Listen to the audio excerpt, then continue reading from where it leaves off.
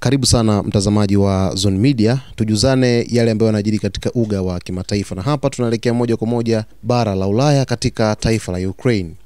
Mpango wa masharti 28 unaohusishwa na pendekezo la Rais wa Marekani Donald Trump kuhusu kusaka suluhu ya mgogoro wa Ukraine umeibuka kama moja ya ajenda nzito zaidi katika medani ya kidiplomasia kwenye uga wa kimataifa. Masharti hayo yanagusa masuala ya msingi kama usalama wa Ukraine, nafasi ya NATO, mustakabali wa Urusi katika eneo hilo na ushiriki wa Marekani katika kutoa dhamana za kiusalama. Ikiwa mpango huu utajadiliwa au kutekelezwa, unaweza kuibua sura mpya ya usalama wa Ulaya na kupanga upya mizani ya nguvu kati ya mataifa makubwa. Na hivi ni vipengele 28 vya Rais wa Marekani Donald Trump kwa Urusi kwa ajili ya Ukraine ili kumaliza vita vilivyodumu takribani mwaka wa 3 sasa. Kipengele cha kwanza ni uhuru wa Ukraine utathibitishwa rasmi. Kipengele cha pili ni mkataba wa kutojikuta vitani utatiwa saini kati ya Urusi, Ukraine pamoja na Ulaya.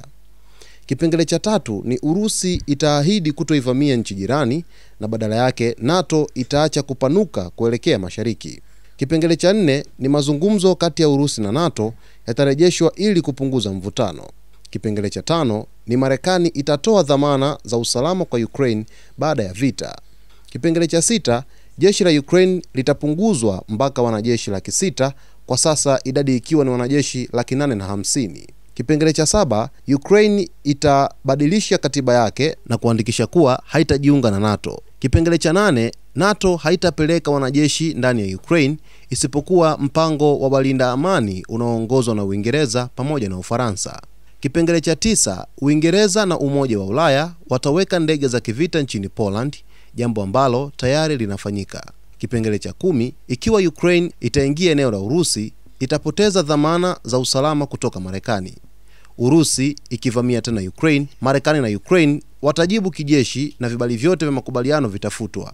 Kipengele cha 11, Ukraine itaruhusiwa kujiunga na Umoja wa Ulaya, yani EU. Kipengele cha 12, kuundwa kwa mfuko maalum wa maendeleo wa Ukraine kusaidia ujenzi, viwanda na uchimbaji wa madini. Kipengele cha 13, vikwazo dhidi ya Urusi vitaondolewa taratibu na Urusi itarejeshwa kwenye kundi la G8.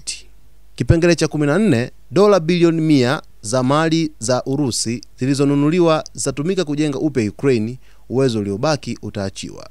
Kipengele cha 15, kutakuwa na mstari wa mawasiliano wa pamoja wa Marekani na Urusi kufuatilia utekelezaji wa makubaliano. Kipengele cha 16, Urusi itapitisha sheria ya kulinda makubaliano ya kutojikuta vitani na Ukraine au Ulaya. Kipengele cha 17, Marekani na Urusi watapanua mkataba wa nyuklia wa START. Kipengele cha 18, Ukraine itaahidi kutojaribu kutengeneza silaha za nyuklia. Kipengele cha 19, shirika la kimataifa la atomiki duniani itasimamia kituo cha nyuklia cha Zaporizhzhia na umeme utagawanywa sawa kwa sawa kati ya Urusi na Ukraine. Kipengele cha 20, nchi zote mbili zitaanzisha mipango ya elimu ya kuhamasisha uvumilivu na kufuta itikadi zote za Nazi. Kipengele cha 21, Ukraine itajiondoa kwenye sehemu zilizobaki za Donetsk na Lugansk, mistari ya Zaporizhzhia na Kherson itasimama ilipo. Kipengele cha 22, hakuna nchi itajaribu kubadili mipaka kwa kutumia nguvu tena. Kipengele cha 23, Urusi haitazuia Ukraine kutumia mto Dnieper kwa shughuli za kibiashara. Kipengele cha 24, kamati ya kibinadamu itaunganishwa kufanya ubadilishanaji wa wafungwa, raia na miili ya waliokufa.